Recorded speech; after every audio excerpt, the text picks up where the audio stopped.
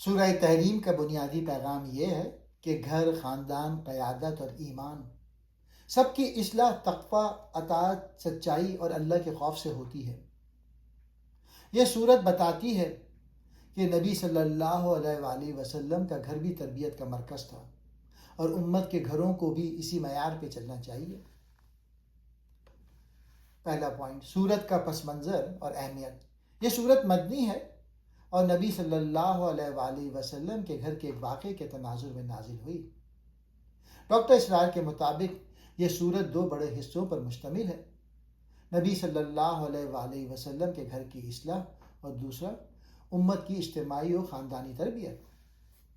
اس صورت میں نبی صلی اللہ علیہ وآلہ وسلم کی ازواج کو تنبیہ، مومنوں کو تقوی کی دعوت، گھریلو زندگی کے اصول، نافرمانی کے انجام کی مثالیں، ایمان والوں کے لیے عملی نصیحتیں۔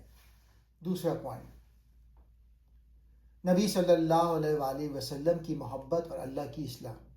اے نبی، آپ کیوں وہ چیزیں حرام کرتے ہیں جو اللہ نے آپ کے لیے حلال کی ہیں؟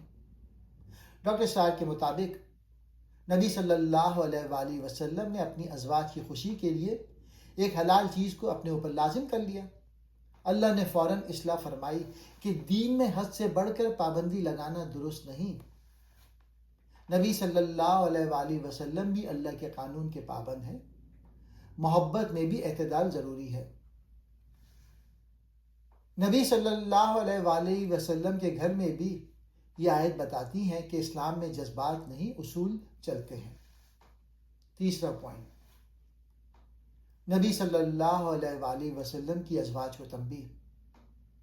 اگر تم دونوں اللہ کی طرف رجوع کرو اور اگر تم نبی کے خلاف ایک دوسرے کی مدد کرو تو جان لو کہ اللہ ان کا مددگار ہے۔ ڈاکٹر اسرار کے مطابق یہاں دو ازواج،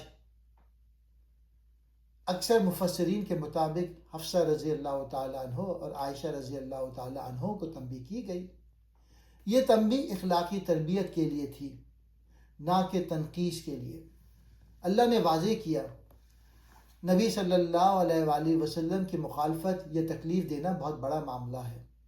اگر ازواج اصلاح نہ کی تو اللہ بہتر ازواج عطا کر سکتا ہے۔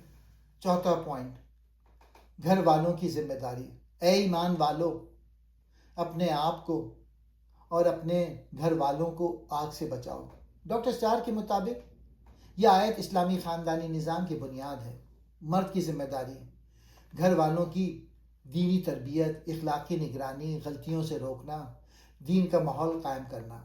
اہم نکتہ، گھر کی اصلاح ریاست سے پہلے ضروری ہے۔ اگر گھر درست ہو جائیں تو معاشرہ خود بخود درست ہو جاتا ہے۔ پانچواں پوائنٹ، سچی توبہ اور ایمان کی تجدید۔ اے ایمان والو، اللہ کی طرف خالص توبہ کرو۔ ڈاکٹر اسرار کے مطابق توبۃ نصوحہ یعنی سچی، پکی، مستقل، عملی تبدیلی والی توبہ۔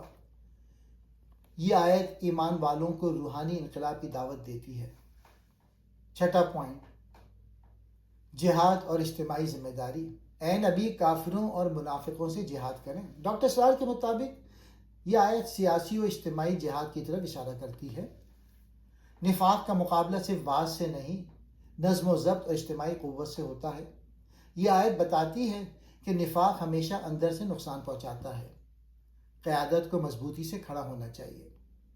ساتواں پوائنٹ، 3 عورتوں کی مثالیں، 2 بری 2 نیک۔ بری مثالیں، نوح کی بیوی، لوط علیہ السلام کی بیوی، دونوں نبیوں کے گھر میں تھی مگر ایمان نہ لائیں۔ نیک مثالیں، فرعون کی بیوی آسیہ، مریم بنت عمران۔